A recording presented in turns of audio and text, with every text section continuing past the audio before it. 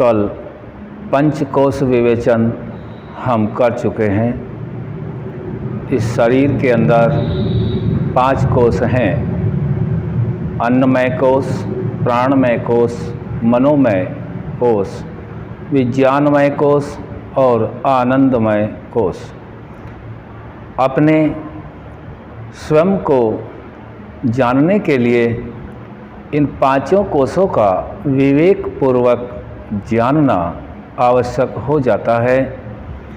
विवेक अर्थात सत्य असत्य, कर्तव्य अकर्तव्य, धर्म और अधर्म को ठीक ठीक जान करके सत्पुरुषों का संग करके पंचकोश विवेचन करें। यह स्वयं को जानने का तरीका ऋषियों ने सभी मनुष्यों को बताया है। आगे इन 5 कोशों से जीव बिल्कुल अलग है, जबकि जीव अर्थात आत्मा सभी अपने ज्ञान, कर्म और उपासना सभी इन्हीं से करता है और स्वयं पृथक है। आगे जीव की आत्मा की अवस्थाएं 3 हैं, जागृत, स्वप्न और सुषुप्ति।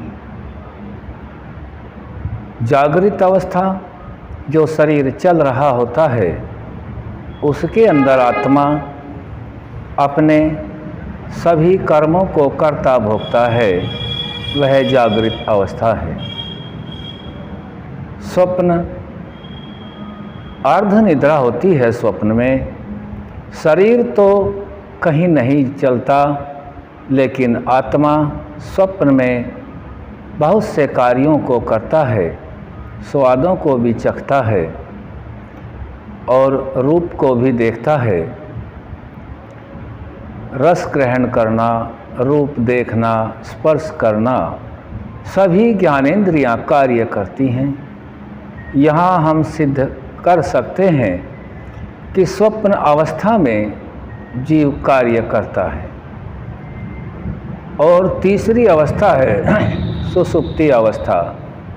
सुषुप्ति अवस्था गाढ़ निद्रा।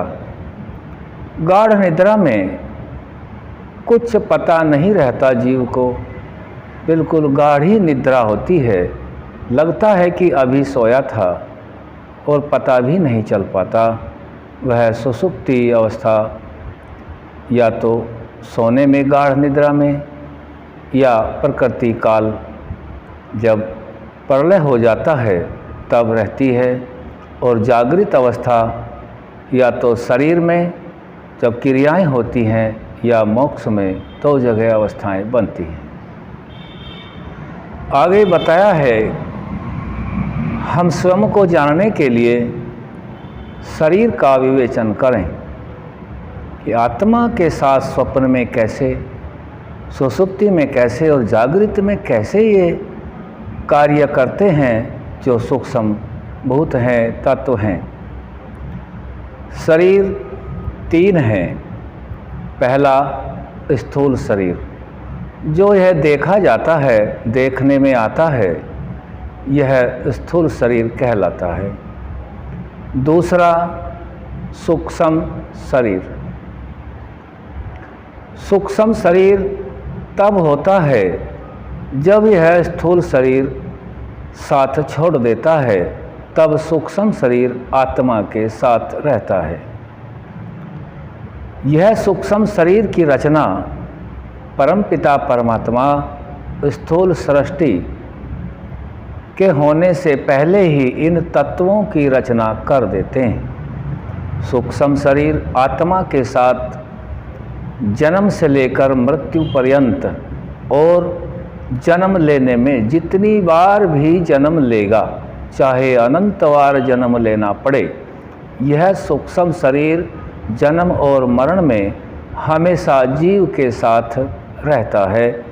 स्थूल शरीर तो यही पंच तत्वों में विलीन कर दिया जाता है, लेकिन सूक्ष्म शरीर को सिवाय परमात्मा के कोई नहीं कर सकता या स्वयं आत्मा कर सकता है।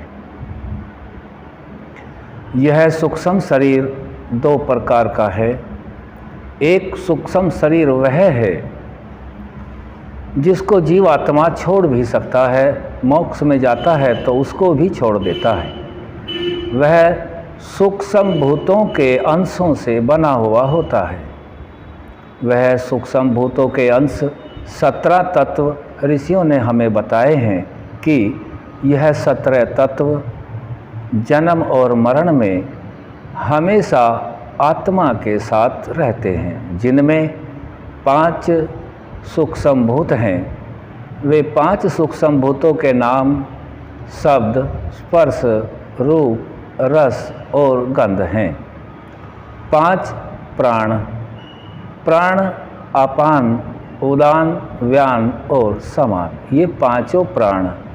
और 5 ज्ञानेंद्रिय, ज्ञानेंद्रिय है आँख, नाक, जीभ और त्वचा। आँख, नाक, जीभ, त्वचा और कान। यह गले से ऊपर का जितना भी भाग है ज्ञानेंद्रियाँ इसी में रहती हैं। त्वचा सभी सर्वत्र शरीर में रहता है। ये हुए 5 सूक्ष्म भूत, 5 प्राण, 5 ज्ञानेंद्रियाँ, 15, 16वां मन और 17वां बुद्धि। ये 17 तत्व सूक्ष्म शरीर आत्मा के साथ रहते हैं सूक्ष्म अवस्था में। इनको किसी भौतिक यंत्र से नहीं देखा जा सकता। परमात्मा इनका निर्माण सृष्टि से पहले करता है इन तत्वों का, और प्रत्येक आत्मा को ये सामान दिया जाता है जो जिस अवस्था में, जिस शरीर में है, जिस शरीर के जितना योग्य है उतना ही परमात्मा उसको देते हैं। जब आत्मा शरीर धारण करता है वहाँ का परिवेश ज्ञान आदि को देख करके इन तत्वों के माध्यम से पाप और पुण्य घटा बढ़ा सकता है, शरीर की आयु को भी घटा और बढ़ा सकता है।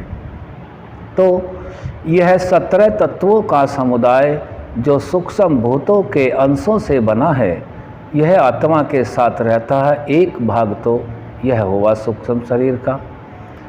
दूसरा एक शरीर और है सूक्ष्म शरीर में जो जीव के स्वाभाविक गुणों का है।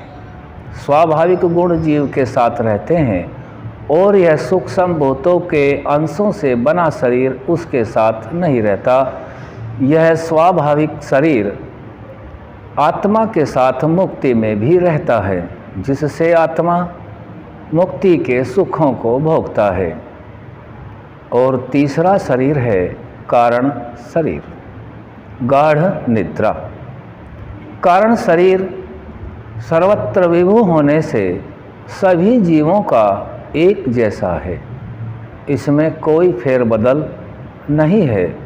जब प्रलय काल होता है, कारण अवस्था में जीव होता है, तब सभी आत्माओं का एक जैसा है, इसमें कोई भी फेर या बदल नहीं है।